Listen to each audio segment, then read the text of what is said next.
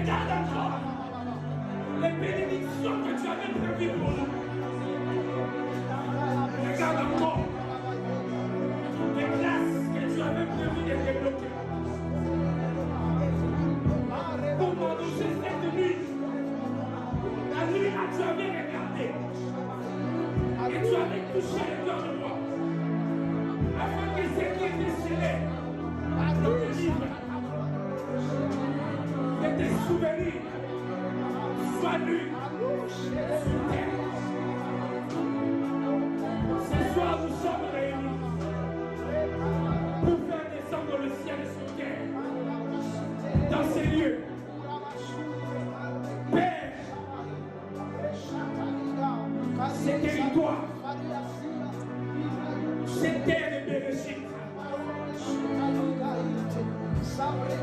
est remplie de ta gloire à partir de maintenant.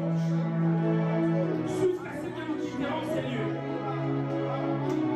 J'ai pris des 1000 kilomètres. Des personnes spirituelles sentiront ta présence. Ils ne comprendront pas. Des villes avoisinées sentiront la gloire de cette présence. Je te demande, Père, que tu ne laisses pas ce peuple rentrer avec ces mêmes problèmes.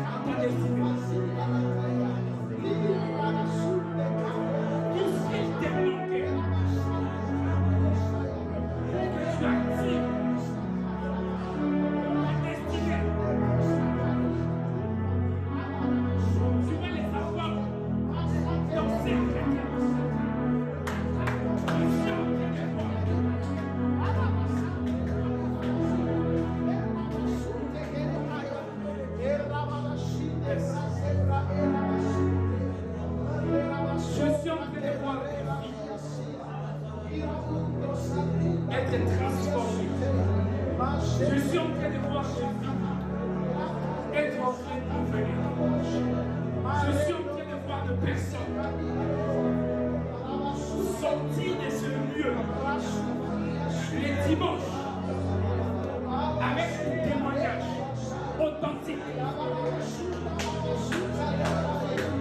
Mais je vois l'image de cette de Bethesda. L'ange descendait à jeter l'eau. Quiconque s'est jeté en premier. Mais, contrairement à Bethesda, ici, nous allons nous jeter ensemble. Nous allons nous jeter ensemble. La gloire de Dieu, elle est tellement forte que je la sens déjà. Je la sens déjà.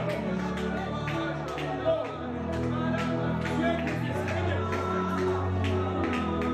Dieu est des esprits de prophète.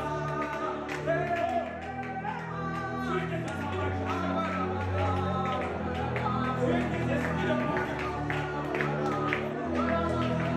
Et Dieu est une solution. Et Dieu est une retraite. Et Dieu est une démon. Et Dieu est une recommandation. Et Dieu est nos sacrifices. Le Dieu qui répond à ceux qui le offrent. Ce Dieu-là est là. Le Dieu est la louange de ta bouche. Le Dieu qui veut tirer gloire à ces louanges qui sont tirées ces dimanches dans ta bouche. Le Dieu de mon témoignage. Aïe, aïe, aïe. Le Dieu du miracle qui va se faire dans quelques minutes. Cette nuit demain, les dimanches. C'est lui qui va tirer gloire. Je le vois tirer gloire dans ta vie.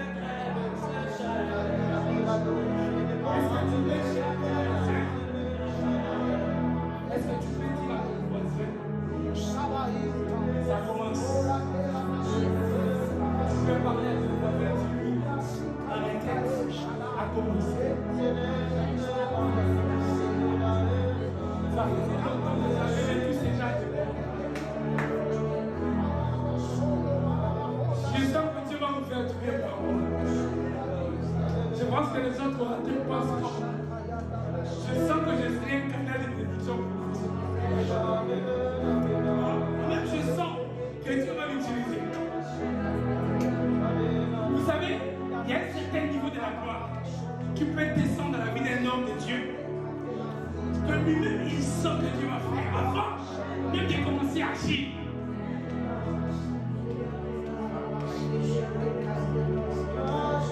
Ce programme va partir de les ministères, des personnes qui avaient abandonné, de personnes qui étaient sur le point de lâcher. Dieu est notre restauration. Vivez cette vie chrétienne. Nous ne voulons pas de cette vie chrétienne de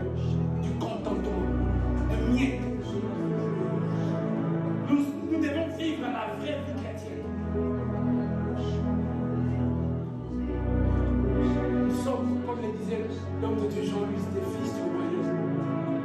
Nous sommes des fils du royaume. Il a dit, quand vous allez prier, dites que ton règne vienne. Écoutez, lorsqu'un roi arrive dans un lieu, il ne vient pas seul. Il y a toutes ces voitures, des cortèges qui sont derrière lui. S'il y avait d'autres voitures dans la route ou dans la rue, il faut que le chemin soit libéré. Parce que le roi est en train de passer. Il ne passe pas seul, mais il passe avec son autorité. Il passe avec ses cortèges. Il passe avec ses gardes. Il passe avec son règne à lui. Lorsqu'un roi descend dans un lieu, il ramène sa gloire au Seigneur. Maintenant, nous ne cherchons pas le roi qui peut mourir. Nous sommes venus chercher celui qui institue le roi. C'est lui qui a instauré l'institution de la vanité. Lorsqu'il descend dans un lieu, il vient avec la gloire de son règne, avec les cabots de sa gloire. Et quand il descend dans ce lieu, tout ce qui accompagne son règne descend avec lui. Vous savez, quand la gloire de Dieu descend dans un lieu, certains sujets de prière deviennent inutiles. Parce que ces choses viennent directement avec la présence de Dieu. C'est pourquoi vous constatez que les personnes matures, quand ils constatent la manifestation de la gloire de Dieu, ils rentrent dans la dimension de l'adoration. Pourquoi? Parce que quand le roi descend, il faut que le peuple à qui le roi a l'autorité fasse allégeance. C'est lorsque le peuple qui roi vit à jamais que le roi peut s'arrêter et dire, dites-moi, qu'est-ce qui doit être fait? Dites-moi, quel est le souhait que vous avez pour que j'exauce vos vœux? C'est parce qu'il a entendu le peuple le reconnaître. Et nous, durant ce moment, nous serons dans le combat, mais nous serons aussi dans l'adoration. Parce que c'est lui qui est assis sur le trône. Parce que c'est lui qui règne sur cette nation. N'est pas un homme. Celui qui règne sur cette nation, il s'appelle Adonai. Il s'appelle Elohim. Il s'appelle Elion. Il s'appelle Elolam. Il s'appelle El Shaddai. Il s'appelle El Gibor. Il s'appelle les créateurs des choses invisibles. Il s'appelle les ressuscités des troisième jour. Il s'appelle l'agneau immolé. Il s'appelle les lions de la tribu de Juda. Il s'appelle les réparateurs des brèches. Il s'appelle les restaurateurs de cœurs brisés. Il s'appelle les fils de David. C'est lui qui règne sur les trônes de David. Les trônes que le diable ne peut toucher. Le trône qu'aucun ennemi peut ravir. C'est lui qui a un royaume qui ne peut être destitué. Il est l'uniable. Il est l'incomparable. Le Dieu qui donne vie à la mort. Le Dieu qui fait des choses que les hommes ne peuvent faire. Nous t'élevons dans cette nation. Nous t'élevons au-dessus de cette nation. Nous t'élevons au-dessus de nos problèmes. Nous t'élevons au-dessus de nos maladies. Nous t'élevons au-dessus de nos difficultés administratives. Nous t'élevons au-dessus de nos diagnostics médicaux. Tu es Jésus-Christ de Nazareth. Tu as prouvé à Potiphar, à Hérode, que tu étais une étoile qu'on ne pouvait pas être. Lorsque cette étoile était sortie, même les animaux dans la bergerie ont reconnu une naissance surnaturelle. Ces jours-là sur ton trône, les lieux de l'adoration ont été délocalisés. Les anges sont descendus ce jour-là pour ne pas adorer au ciel, mais sur terre. Parce que la divinité s'était installée sur la terre.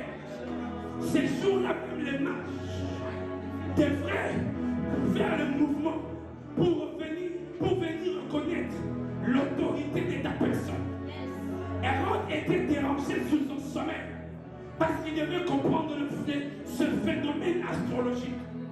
On lui a dit qu'un roi Il a su que Jésus était un roi plus puissant que lui. Car un roi ne cherche à tuer que l'adversaire qui peut le destituer. Mais sauf que le contraire, qui n'avait pas la force de t'atteindre. Car pour t'atteindre, il faut pénétrer ta gloire. Seul celui qui est en toi qui peut pénétrer cette gloire. Car personne ne peut te voir et vivre. C'est pourquoi tu nous amènes en toi, afin qu'en toi nous puissions être dans ta gloire. Pour que ta gloire soit en nous et que nous soyons le reflet de ta gloire. Père, je te prie, le Dieu de nos appels, manifeste-toi.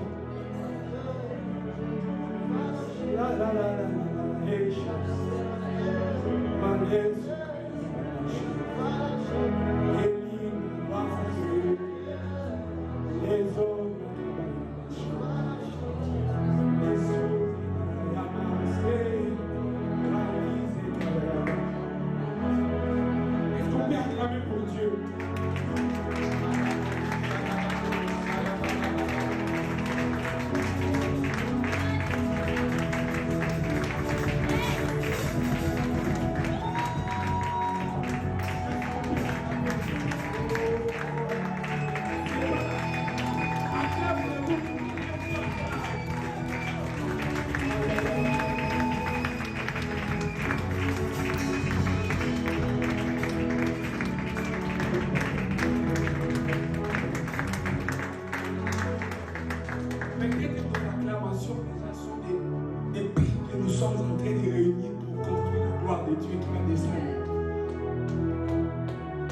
Je vais te dire, Dieu te fera du bien.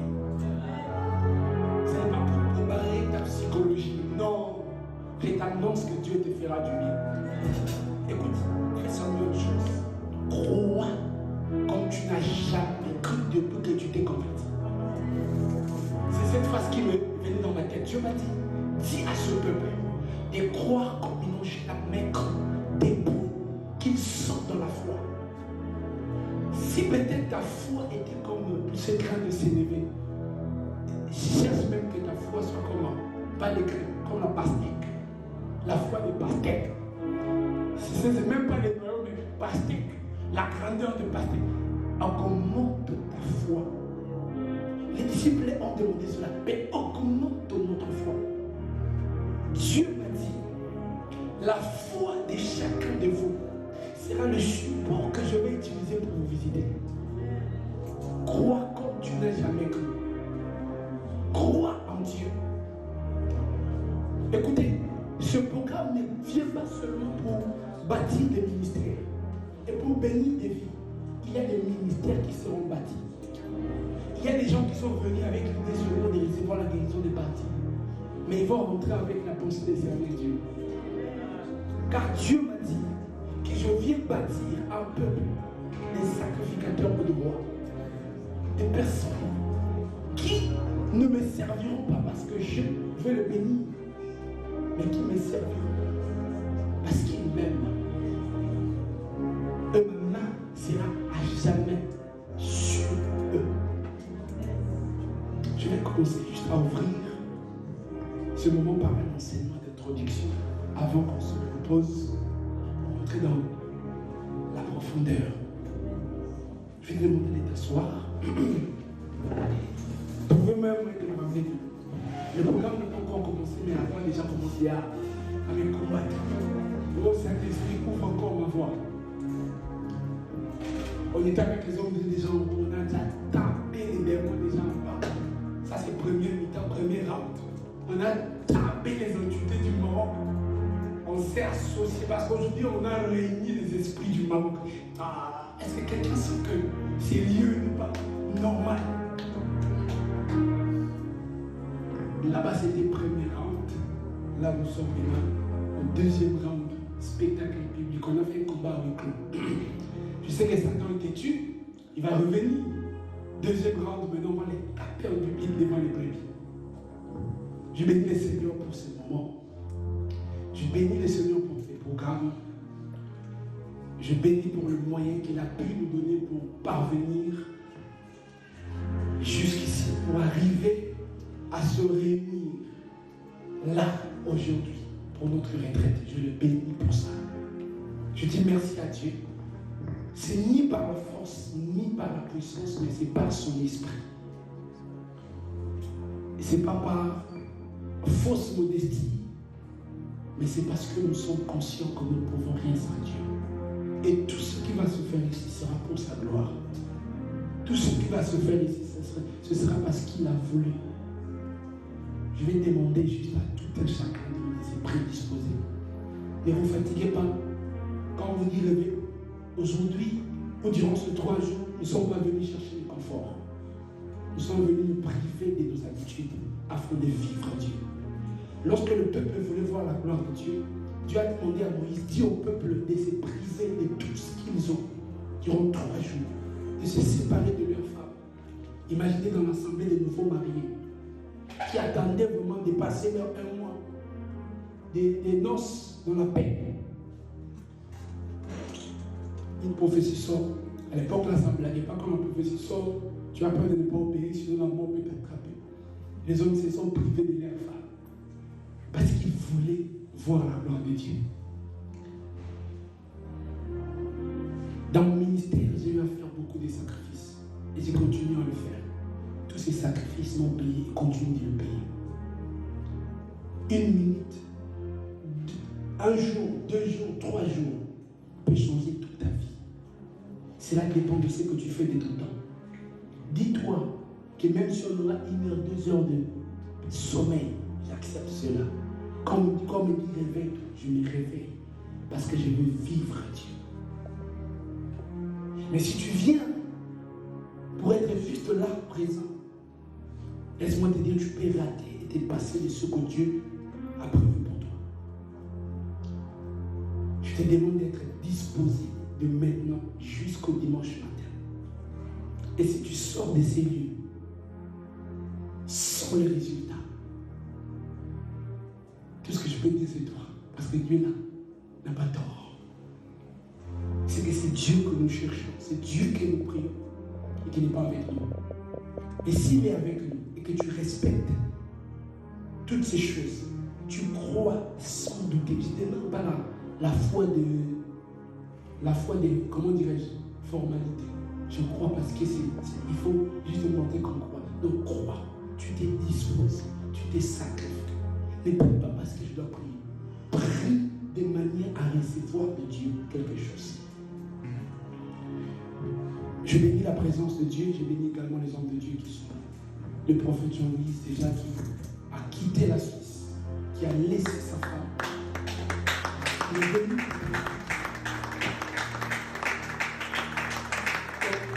Il a quitté la Suisse. Il a laissé sa femme, sa famille, les enfants. Parce qu'il était convaincu qu'il y avait un peuple qui avait besoin de bénéficier de la grâce et recevoir son onction. Je bénis également la présence de l'homme de Dieu, le prophète Loïc Leto Mathieu. Vous savez, la session dernière, comment dire, il avait gaspillé ici un enseignement en format VIP. Un enseignement premium. C'était fort. Et vous comprenez qu'on a réuni les piliers du prophète. Il y a également mon témoin. C'est un apôtre authentique du ministère. Cassandre de Barros. Il n'est pas peut-être sur la fiche. Il y a rien que sa présence ici va gaspiller. Ces gens que vous voyez, ce sont des personnes qui ont contribué vraiment, qui ont impacté cette nouvelle génération pour le prophétique. Jeunes en âge, mais des esprits, des vieux en esprit. Jean, lorsqu'il voit Jésus dans l'Apocalypse chapitre 1er, Jean connaissait la morphologie, la forme de Jésus sur terre. Il avait 33 ans.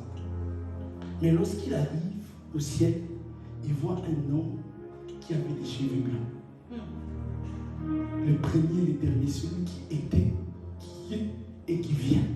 Et tous ces gens, même si morphologiquement, physiquement, il n'arrive pas à le reconnaître.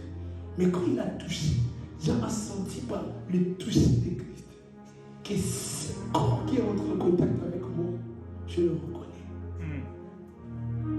Et là, son âge spirituel remonte depuis l'éternité. Il y a des gens qui sont nés, qui ont une date de naissance, mais leur destinée date même avant que leurs ancêtres puissent naître. Quand ils naissent, c'est pourquoi vous voyez des bébés qui ne savent pas parler, prier, mais un démon veut lui faire du mal, les démons n'arrivent pas. Parce que la destinée qui vit dans ces bébés a un esprit. La Bible dit, un enfant nous est né, un fils nous est donné. Il était né enfant, mais en même temps fils. Et le fils connaît les secrets du royaume. Nous allons rapidement lire la parole de Dieu. Je vais nous demander de prendre nos textes bibliques. Prenez vos Bibles. Qui peut me rappeler déjà le thème de cette soirée ou de notre retraite? Le thème de notre retraite. Revêtir sa destinée. Nous allons lire Jérémie chapitre 29, le verset 11. Si on a un autre micro, ça sera bien. Comme ça, il y aura quelqu'un qui sera là pour lire le verset biblique. La personne doit avoir la Bible, involontaire. Parce que nous allons comprendre les thèmes, le pourquoi du thème. Un volontaire qui a une Bible sera là pour nous lire.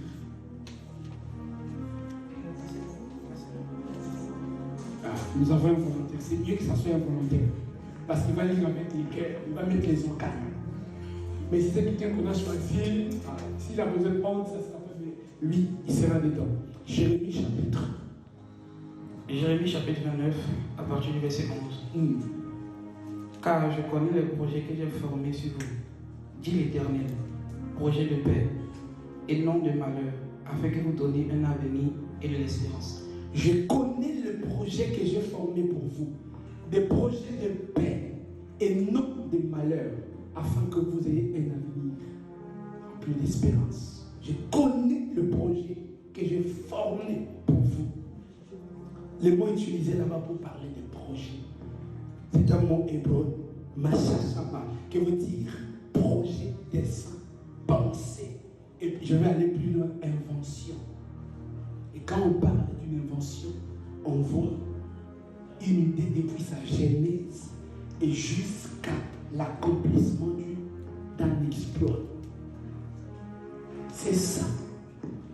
Et c'est cette définition qui m'a beaucoup intéressé dans ce verset. Le thème de notre séminaire, c'est revêtir sa destinée. Revêtir sa destinée.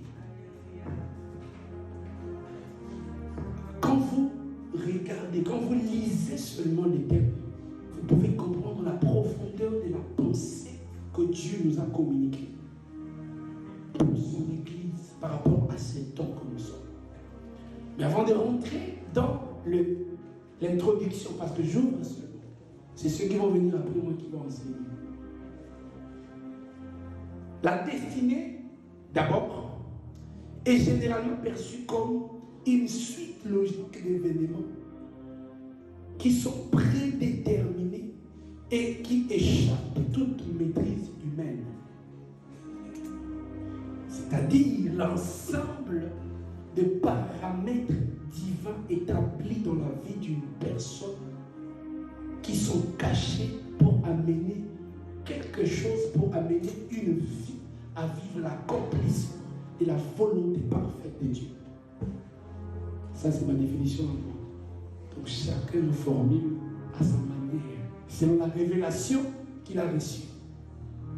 La destinée, pour moi, c'est également les calendriers divins dans la vie d'une personne. Vous savez, dans les calendriers, il y a des dates qui sont établies pour marquer, en fait, les débuts d'une période et la fin de cette période. La destinée, c'est un calendrier qui n'est pas seulement chronologique, mais un calendrier qui peut se modifier.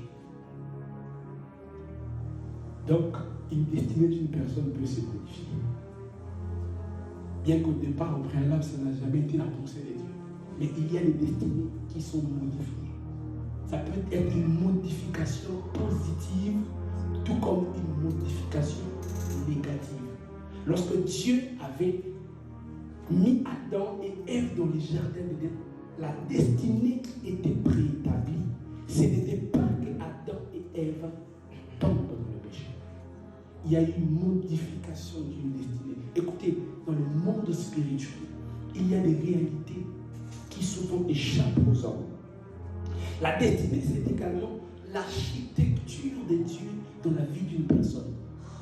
Lorsqu'on parle de l'architecture, on parle d'un plan qui est établi minutieusement avec les simples détails pour la réussite d'une maison.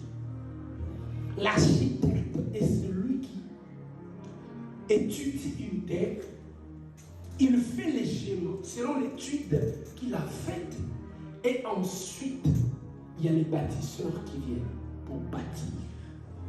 Une destinée à qu'un seul architecte. Mais tu ne es choqué à quelqu'un en disant que ta destinée, tu n'es pas le seul bâtisseur de ta destinée. Il y a des destinées où on peut trouver qu'une seule personne qui a été le bâtisseur. Il y en a d'autres. Il faut beaucoup de personnes. Il faut plusieurs mains pour que cette destinée arrive à l'accomplissement. Et dans la préscience de Dieu, lorsque un plan de la destinée d'une personne est établi, ce plan doit suivre.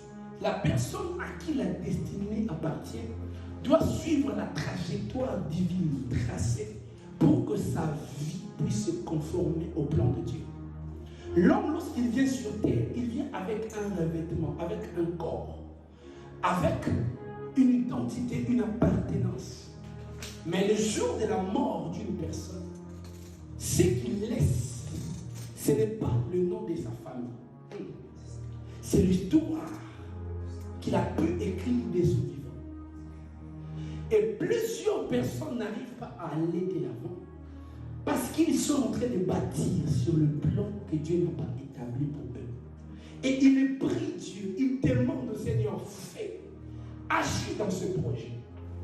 Il ne voit pas la main de Dieu. Les combles, c'est qu'il se fâche contre Dieu. J'ai beaucoup jeûné pour ce projet. J'ai beaucoup prié pour ce projet. Mais ta main ne se manifeste pas. Le problème, ce n'est pas Dieu. Le problème, c'est que l'architecte a donné un plan, a tracé un plan pour ta destinée. Tu ne mets pas les briques sur les lignes qu'il a établies. Dieu ne peut pas accomplir un plan qu'il n'a pas préétabli. Dieu ne peut pas accompagner un plan qu'il n'a pas tracé. Il doit être le traceur, l'architecte. La Bible dit, Jacob habitait sous des tentes parce qu'il avait vu une cité céleste, Abraham. Une cité céleste dont Christ était le seul constructeur et architecte. C'est dans le livre d'Hébreux. Donc, on fait comprendre que Christ était un architecte. Pas seulement des plans de maisons célestes, mais l'architecte par excellence des vies. Je voudrais dire à quelqu'un, ta vie a un plan. Le ciel, le jour où tu es venu sur terre, ta venue sur terre n'est pas le fruit d'hasard. Écoutez, peut-être ton père et ta mère se sont croisés parce que Dieu voulait que tu viennes au monde.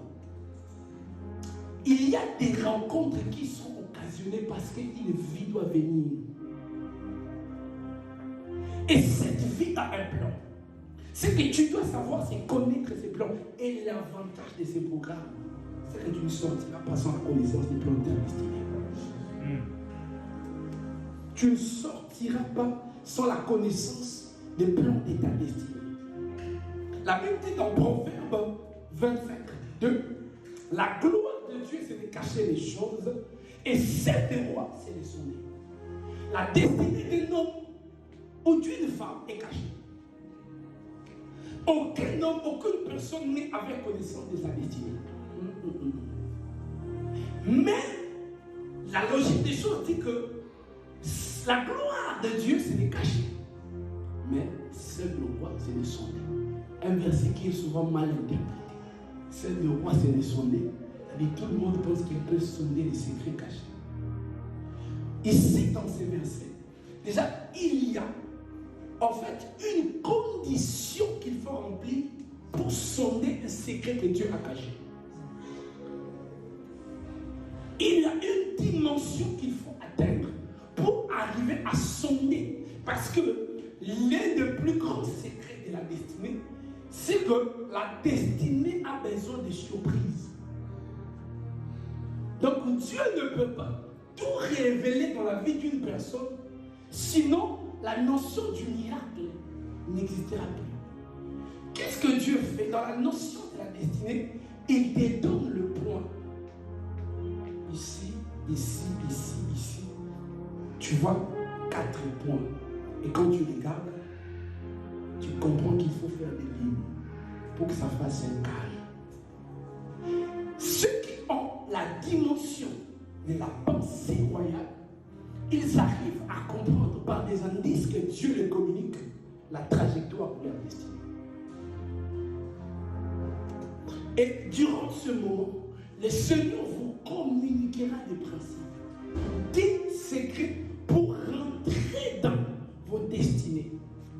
Parce qu'il dit dans Amos 3,7 qu'il ne fait rien sans avoir révélé les secrets à ses serviteurs, le prophète. En même temps, on dit que nous connaissons en partie et nous prophétisons en partie. Et là, ici, qu'est-ce que Dieu veut dire? Ça ne veut pas dire que toute ta vie, tu vas me demander, je vais te dire c'est faux. Ça veut dire quoi? Même quand un secret est caché, même quand un mystère est caché, quelqu'un qui est sensible au mouvement de l'esprit, une personne prophétique, peut recevoir la révélation de sa destinée. Et la révélation de la destinée est l'ouverture vers le monde de la réussite. Parce que tu comprends ce pourquoi Dieu t'a appelé. Il n'a pas dit qu'ils prophétiseront ou on prophétisera pour eux concernant leur destinée. Non. Il dit, il ne fait rien sans avoir révélé ce secret à ses serviteurs. Écoutez, toute action divine est précédée d'une révélation. C'est juste que beaucoup de personnes n'ont pas la sensibilité. C'est pourquoi vous constatez qu'il y a des gens qui, quand certaines choses arrivent dans certains milieux, ils rigolent. Même s'ils n'avaient pas entendu Dieu, ils avaient senti la chose. Or, la révélation, ce n'est pas seulement voir en esprit, mais c'est atteindre une dimension de sensibilité, de sentir une action divine qui est en train de s'opérer ou de se faire dans un lieu. Maintenant, il y a des gens qui même ont la révélation de la pensée de leur destinée, mais qui n'arrivent pas à activer, qui n'arrivent pas à revêtir leur destinée. Et c'est le cas pour beaucoup de chrétiens de nos jours.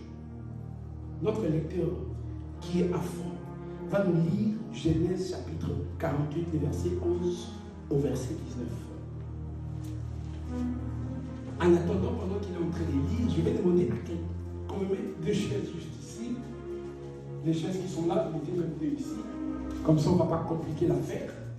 Mettez-moi 2 chaises ici, avec 2 personnes volontaires qui vont m'accompagner. Je vais un peu décortiquer toute pensée, juste pour la compréhension de la révélation de la destinée. On le fait comme ça. Une personne peut se mettre ici, une autre en face. Ne vous inquiétez pas, c'est juste une plaie. Notre lecteur, Genèse 48. Genèse 48, à partir du verset 11. Israël dit à Joseph, je ne pensais pas à revoir ton visage, et voici que Dieu me fait voir même ta postérité. Verset 12. Joseph les retira des genoux de son père, et il se prosterna en terre devant lui. Puis Joseph les prit tous deux, Ephraïm de sa main droite à gauche et à la gauche d'Israël, et Manassé de sa main gauche. À la droite d'Israël, il les fit approcher de lui. Verset 14. Israël étendit sa main droite et la posa sur la tête d'Ephraïm, qui était le plus jeune. Et il posa sa main gauche sur la tête de Manassé. Ce fut avec intention qu'il posait ses mains ainsi, car Manassé était le premier-né. Verset 15, il bénit Joseph et dit que le Dieu en présence duquel ont marché mes pères Abraham et Isaac, que le Dieu qui m'a conduit depuis que j'existe jusqu'à ce jour, que l'ange qui m'a délivré de tout mal bénisse ses enfants, et qu'il soit appelé de mon nom et du nom de mes pères Abraham et Isaac, et qu'il multiplie en abondance au milieu du pays. Verset 17. Joseph vit avec déplaisir que son père posait sa main droite sur la tête d'Éphraïm, et il saisit la main de son père pour la détourner dessus la tête d'Éphraïm et la diriger sur celle de Manassé. Et Joseph dit à son père, pas ainsi mon père, car celui-ci est le premier-né. Pose ta main droite sur sa tête. Verset 19, son père refusa et dit, je le sais mon fils, je le sais. Lui aussi deviendra un peu, et lui aussi sera grand. Mais son frère cadet sera plus grand que lui, et sa postérité deviendra une multitude de nations. Son frère sera plus grand. Jacob a dit, lui aussi. Il dit, lui aussi sera grand. Mais son frère cadet deviendra plus grand. Qu'est-ce qui se passe? Jacob était à terme de sa vie, était sur le point de mourir. Il devrait bénir d'abord ses fils, mais avant tout, Jacob a fait l'adoption. Il a adopté le fils de Jacob. Il fallait le bénir avant de rentrer par ses fils. Joseph se prosterne devant son père. Il vient devant son père, il ramène ses deux enfants. Pour que le père puisse bénir les enfants. Ici nous avons Jacob, ce n'est pas Jacob. Ici nous avons Joseph, ce n'est pas Joseph. Tu représentes Joseph. Il dit, il ramène pour que le père puisse bénir ses deux fils, Manassé et Ephraïm, non pas comme ce petit-fils, mais comme ce fils. Ce qui veut dire, c'est lui qui décide sur le mode de la bénédiction. C'est lui maintenant à ce niveau qui devient le père. Il devient le Joseph. Et c'est lui qui décide de comment bénir ses enfants. Mais à ce moment-là, la bénédiction que le père donne aux enfants influence leur destinée. Mais sauf que Jacob, au-delà du père, il était prophète. Donc il ne bénit pas seulement, mais il est en train de révéler les trajectoires de la destinée de chacun de ses enfants. Il est en train de prophétiser sur ses enfants. Vous allez même voir sur ses 12 enfants, il avait atteint encore une dimension dangereuse. Quand il rentrait sur les enfants, Judas les autres. Mais on n'est pas là. Pendant maintenant que Jacob, Joseph présentait les enfants, Joseph, lui, il connaissait comment est-ce que les choses fonctionnaient. Le plus grand reçoit, la plus grande bénédiction. Et il reste à partir au plus petit. Il ramène Manassé et Ephraïm, parce que c'est tout homme, le premier-né est le signe de la force d'un homme de sa vigueur. Il prend maintenant le premier-né, il le met à sa gauche pour que ça soit la droite de son père. Il prend le cadet, il le met à sa droite pour que ça soit la gauche de son père. L'inverse. Pour que lorsque le père va tendre le main, ça c'est droite. Droite de Jacob, gauche de Jacob. Alors que la gauche de Joseph, c'est la droite de son père. C'est l'inverse. Là, il sait que son père va respecter le principe de la bénédiction, va respecter l'hierarchie. Mais il constate au moment de la bénédiction, le père, on lui a facilité la tâche déjà. On a bien positionné les petits. Il croise les bras. Ah, Joseph regarde Dieu. Je sais que tu es en connexion avec Dieu. Là, je paraphrase. Il ne faut pas dire que j'ajoute le verset biblique. Je paraphrase. C'est-à-dire, dans la pensée, moi, c'est le seul révélation. Vous savez, c'est lui qui a révélé les secrets au roi. C'est un prophète aussi. Père, il faut que le plus grand ressort la grande part. Mais sauf que c'est lui qui prophétisait. C'est lui qui était en train de bénir, n'était pas seulement le père, mais c'était le prophète Jacob. Le prophète même d'Israël. Parce que là, il avait revêtu le manteau d'Israël. Il dit, oui, je sais lui aussi, il sera grand. Mais son petit frère sera plus grand. Qu'est-ce que Jacob avait vu? Au moment de la prophétie, au moment de la bénédiction, Jacob rentre dans le règne de l'esprit. Oh, là, sous les vaquins d'Alayas. Les jours où le père de Jacob le bénissait, Isaac était aveugle. Et les jours où Jacob bénit aussi ses fils, lui aussi il est devenu faible des yeux. Deux points communs entre lui et son père.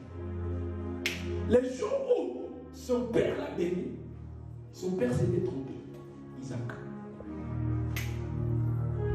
Et le jour où lui bénit ses fils, il croit. Qu'est-ce qui sera dans la tête de Joseph? Lui aussi ne pense que c'est un peu peut-être, parce qu'il ne voit pas. Or, lui, le prophète, il ne s'était pas trompé.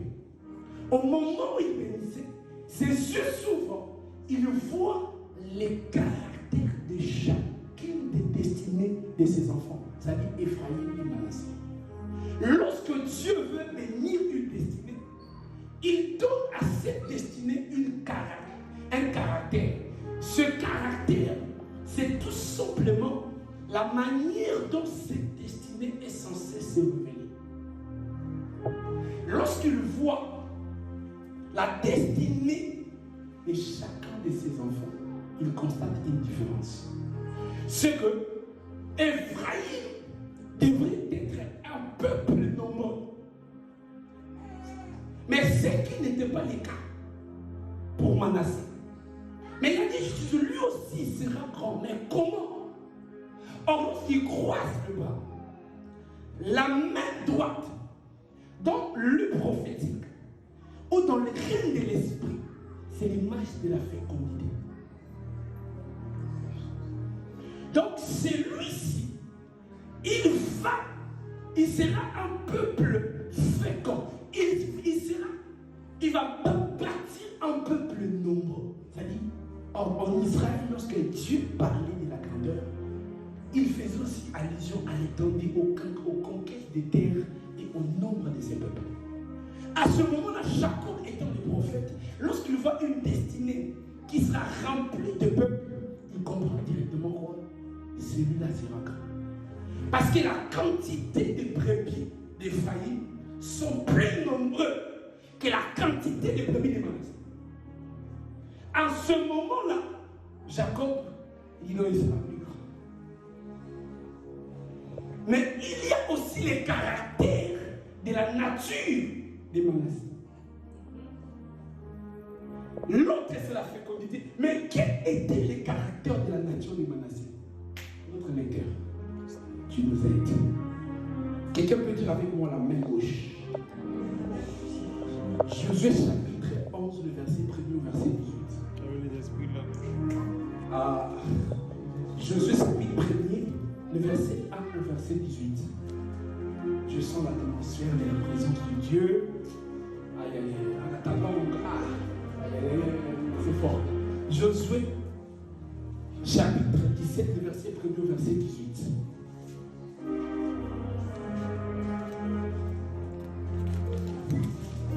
C'est fort ça.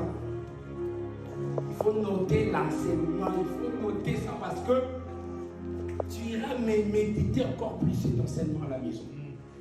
Josué 17. Josué 17, verset 1er. Josué 17, verset 1er. Une part échut aussi par le sort à la tribu de Manassé, car il était le premier-né de Joseph. Maki, le premier-né de Manassé, est le père de Galad, avait eu Galad et Bassan, parce qu'il était un homme de guerre.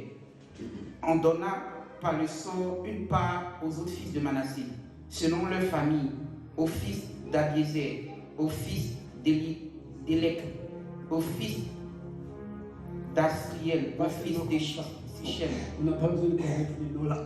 Aux fils d'Épher, aux fils de Shemida, et ce sont là les enfants mâles de Manassé, fils de Joseph selon leur famille. Sélocha, fils d'Épher, fils de Galad, fils de Maki, fils de Manassé, n'eut point de fils, mais il eut des filles, dont voici les noms. Machla. Sauter les noms, continuez le prochain verset. Elles se sont présentées devant le sacrificateur Élisar, devant Josué, fils de Num, et devant les princes, en disant: L'Éternel a commandé à Moïse et nous a donné un héritage parmi nos frères, et on leur donna selon l'ordre de l'Éternel un héritage parmi les frères de leur père. Il reçut 10 portions à Manassé, outre le pays des Galates et Basan. Il est l'autre côté du Jourdain. Car les filles de Manassé eurent un héritage parmi les fils, et le pays des Galates fut pour les autres fils de Manassé. La limite de Manassé, c'était d'Asser à Mikmeta, qui était près de Sichem, et allait à jamais vers les habitants dans Tapuch. Le pays de Tapuach était au fils de Manassé, mais Tapuach, sur la frontière de Manassé, était au fils d'Éphraïm. Verset 9. La limite descendait au torrent de Cana, au midi du torrent. Ces villes étaient à Éphraïm, au milieu des villes de Manassé. La limite de Manassé au nord du torrent aboutissait à la mer. Verset 10. Le territoire du midi était à Éphraïm, celui du nord à Manassé. Et la mer leur servait de limite et touchait à Azer vers le nord et à Isaacar vers l'orient. Verset 11. Manassé possédait dans Isaacar et dans Azer, Beth-Seba et les villes de son ressort, Gibléam et les villes de son ressort, les habitants de Dor et les villes de son ressort, les habitants d'Andor et les villes de son ressort, les habitants de Tanak et les villes de son ressort, et les habitants de Megiddo et les villes de son ressort. 3 contrées. Verset 12. Les fils de Manassé ne purent pas prendre possession de ces villes, et les Cananéens voulurent rester dans ce pays. Verset 13. Lorsque les enfants d'Israël furent assez forts, ils assujettirent les Cananéens à un tribut, mais ils ne les chassaient point. Les fils de Joseph parlaient à Josué et dirent: Pourquoi nous as-tu donné en héritage un seul lot, une seule part, tandis que nous formons un peuple nombreux et que l'Éternel nous a bénis jusqu'à présent? Verset 15, Jésus leur dit: Si vous êtes un peuple nombreux, montez à la forêt et vous l'abattrez pour vous y faire de la place dans le pays des Phérésiens et des Réphiens, puisque la montagne d'Éphraïm est trop étroite pour vous. Verset 16. Les fils de Joseph disent: La montagne ne nous suffira pas. Et il a des chars et des fers chez tous les Cananéens qui habitaient la vallée, chez eux qui sont à Beth-Siab et dans les villes de son ressort, et chez eux qui sont dans la vallée de Jisraël. Josué dit à la maison de Joseph, à Ephraïm et à Manassé: Vous êtes un peuple nombreux et votre force est grande. Vous n'aurez pas un simple lot, mais vous aurez la montagne, car c'est une forêt que vous abattrez et dont les issues seront à vous. Répète le verset, on va finir, avant de continuer. Verset 18. Mais vous aurez la montagne, car c'est une forêt que vous abattrez et dont les issues seront à vous. Et vous chasserez les Cananéens malgré leurs chars de fer et malgré leurs forces. Amen. Est-ce que quelqu'un peut acclamer pour ce verset déjà?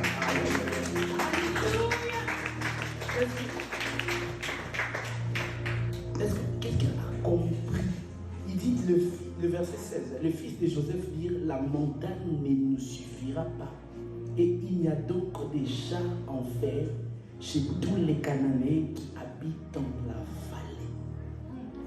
Or, le jour où votre père était en train de vous bénir, le Père a dit que ce peuple sera grand, ce peuple sera fécond. C'est comme ces chrétiens qui ont reçu la prophétie, qui ont reçu la révélation de leur destinée, qui passent les temps à répéter: Je suis fils de la promesse. Moi, Dieu m'avait dit que je serais ceci. Moi, Dieu m'a dit que je serai riche. Moi, Dieu m'a dit que je serais ceci, cela. Josué, après avoir, disons, conquis ce territoire, il a commencé le partage des terres. Sauf qu'au moment du partage des terres, que le Père avait dit sera grand n'a pas reçu la même quantité de terre que celui qui devait être un peu plus grand. C'est-à-dire, Manassé a eu plus de terre qu'Ephraïm.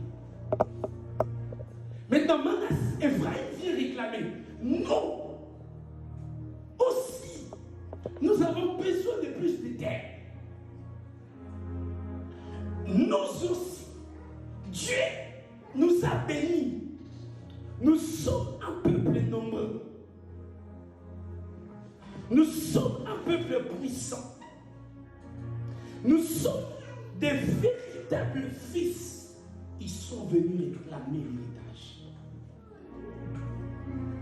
Mais dans la bouche, ils avaient le langage de quelqu'un qui connaît sa destinée. Mais sauf que ces tribus, qu'on avait prophétisé la grandeur, réclamaient que Josué rajoute des terres. Josué dit, si vraiment vous êtes grand, vous êtes béni, il dit, allez conquérir les terres voisines. Or, la grandeur qui était rattachée à ce peuple ne devrait pas se limiter par la bouche, mais il devrait prouver qu'ils étaient grands. Ils devraient revêtir le caractère de leur destinée, en étant grands, de conquérir ces terres par leur grandeur, d'imposer le respect et non de commander les terres. Si vous êtes grands, allez vers les nations voisines. Mais de l'autre côté, celui qui s'est retrouvé à la crosse du Père, lui, il a essayé et il combattait, il se battait pour avoir plus. Donc on comprend, Josué donne plus de terre à Manassé. Déjà de un, parce que Manassé avait la culture, avait revêtu le caractère de sa destinée. Écoutez, tu peux avoir une plus grande prophétie que ton frère, mais il peut avoir une destinée plus grande que toi. Car il y a des paramètres qui influencent la destinée. Dans la prophétie de leur vue, il y a un qui s'est contenté à la parole qui a été libérée. Il y a l'autre qui a voulu chercher, qui a voulu connaître le caractère de sa destinée, la nature de sa destinée, afin de le revêtir. Pour démontrer sa grandeur dont le Père avait dit que lui aussi sera grand. La nature de la destinée d'Ephraïm, ce n'est pas le nombre, ce n'est pas la fécondité, la main droite. Mais la nature de la destinée de Manassé, c'est la main gauche. Or, la main gauche symbolise la femme, la force. Est-ce que quelqu'un a pu le comprendre? Dieu crée l'homme et il crée la femme. Mais au moment où il crée la femme, il dit que je lui ferai une aide semblable, une serre semblable. Une aide est censée être une force. C'est pourquoi dans le secret du grand royaume, les secrets les plus insondables, c'est caché auprès des femmes. La main gauche symbolise la fécondité et l'autorité que l'homme représente. La main droite de la femme symbolise la force et c'est elle qui fait la force. Des hommes spirituels comprennent ces langages. Donc, Manassé, lui, sa nature était la nature de l'ennemi. Il n'est pas nombreux. Il ne peut pas engendrer un peuple nombreux. Mais lui, il va engendrer dans sa lignée les combattants. Des gens qui n'ont pas besoin qu'on leur dise que tu seras grand pour rentrer en action. Mais des gens qui rentrent en action et en fait la grandeur se manifeste. Je déclare que tu puisses faire partie de la génération de ceux qui activent la grandeur de leur destinée par les actions prophétiques. C'est pourquoi cette tribu s'est limitée à se contenter de quoi? De la parole. Mais ils n'ont pas été capables de combattre. Or même le territoire des Galates est symbolique pour les enfants d'Israël et prophétique pour les enfants d'Israël.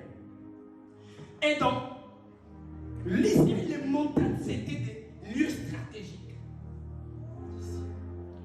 Les Éphraïmites ne veulent pas de montagnes. Vous savez, le pays des plaines, ça facilite la construction. C'est facile d'y habiter. Contrairement aux montagnes. Oh, les montagnes, c'est des lieux qu'il fallait se mettre certainement pour démontrer la grandeur. C'est pourquoi Abraham n'a pas choisi la terre de Sodome et Gomorrhe, pays des plaines. Il a choisi la terre promise, Canaan, pays des montagnes. Parce que c'est les défis qui révèlent, qui activent le destiné. Pendant que l'autre cherchait un pays de plaine, la facilité, Abraham lui est parti là où il fallait construire. Lorsque tu veux que ta destinée puisse se manifester, tu dois revêtir le caractère de ta destinée et agir comme si tu étais déjà devenu cette personne. Écoutez, la grandeur n'est pas question de matériel. La grandeur, c'est un état d'esprit. C'est une mentalité que l'on manifeste. Tu veux que les gens voient ta richesse. Tu veux devenir riche. Vis comme si tu étais riche. Pense comme si tu étais riche. Parle comme si tu étais riche. Tu veux un ministère d'impact. Crée les défis qui correspondent à la grandeur des tes rêves. Écoutez, il n'y a pas de révélation des grandes destinées sans affronter les épreuves de cette grandeur. C'est pourquoi cette tribu de Manassé a toujours donné à Israël des véritables combattants. Jusqu'en Apocalypse, on le voit présent. Parce qu'eux, ils n'étaient pas nombreux, mais eux, ils étaient puissants. C'est pourquoi dans Juge 6-12, pendant que le peuple d'Israël était assujetti par les Manganites, par ce peuple durant plusieurs années, il y avait beaucoup de tribus qui étaient là. Des tribus de Juda, des tribus de Lévi. Ils devaient se lever à les grands frères. Mais ils ne se sont pas levés. Mais il y avait un petit. Quelqu'un peut dire l'onction des petits, l'onction de la main gauche. Il y avait un petit qui s'appelait Gédéon. Il était de cette petite tribu, une demi-tribu de Manassé, sous la térébète, entier de pensées. Non, il y a trop de souffrances. Nous sommes dominés par ce peuple. Il en avait marre, il en avait ras-le-bol de voir les étrangers, de venir les dominer. Vous savez, un combattant ne supporte pas les défaites. C'est lui qui a la nature, le sang du combattant, ne supporte pas l'humiliation. Regardez même les joueurs de Cristiano, quand ils perdent, ils sont frustrés. Des grands boxeurs, lorsqu'ils perdent, ils ont envie de revenir et gagner. Parce qu'un combattant, lui, cherche la victoire. Or, dans les sortes de Manassé, il y a la nature du combattant. Mais sauf qu'il ne savait pas comment activer sa destinée. Mais quelque chose s'est passé. Ses pensées lui ont permis. Il a commencé à penser comme un grand. Il a commencé à penser comme une personne qui avait la destinée. Dans sa tête, il a commencé à refuser la défaite. Non, où sont partis les miracles que nos pères nous ont rencontrés? Je mérite à quelqu'un. Le revêtement de la destinée commence par le renouvellement des mentalités. Le revêtement de la destinée commence par comment tu penses à ta destinée. Quand tu commences à revoir ta vie, qu'est-ce qui ne va pas? Non, ce n'est pas normal. Écoutez, tu dois arrêter de te contenter de certains échecs. Disons que c'est des épreuves. Il y a des échecs qui ne sont pas des épreuves. Ce sont des combats. Ce sont des réclamations privées. Ce sont des défis à affronter. Il a commencé à dire, où sont partis les miracles que nos pères nous ont rencontrés? Où sont partis les miracles? Moïse avait séparé la mer. Moïse combattait, il élevait ses mains, ce peuple était par terre. Et Élie a fait des choses extraordinaires. Oh my God, il pensait de ces choses. Il pensait de miracles. Il pensait de l'alliance de paix. Il dit non. Dieu de son trône a vu le cœur de quelqu'un qui voulait que sa destinée se manifeste. Mais quand Dieu apparaît, l'onction de la main gauche se manifeste. Dieu lui apparaît. Dieu ne l'appelle pas en son nom. Il n'avait pas encore un CV de combat. Il n'avait pas encore le registre de ses combats. Je vais dire à quelqu'un, Dieu ne te connaît pas en ton nom qui se retrouve sur ton passeport ou sur ta carte de séjour. Dieu t'appelle au nom de ta destinée. Dieu t'appelle au nom de ta destinée. Dieu t'appelle au nom de ta destinée. Lorsque Dieu apparaît, l'ange de Dieu dit, vaillant héros. Il n'avait pas encore combattu. Il n'avait pas encore prouvé qu'il était vaillant. En fait, Dieu lui rappelle qui c'est qu'il est. Dieu lui rappelle sa destinée. Il dit, tu es menacé. Toi, tu es un combattant. Tu es un vaillant héros. En fait, l'ange lui rappelle tout simplement le caractère de sa destinée, afin qu'il puisse revêtir sa destinée. Lorsque tu as connaissance de ta destinée, tu dois revêtir la mentalité de ta destinée avant de rentrer dans les actions à poser pour ta destinée. Je ne dirai pas là-bas parce que les orateurs viendront vous enseigner. Je viens justement vous faire comprendre que la destinée est une question, en fait, de connaître les plans, les calendriers de Dieu. C'est en ce moment-là que la force de la main gauche se manifeste. Écoutez, dans le monde physique, la main gauche symbolise une main qui est faible.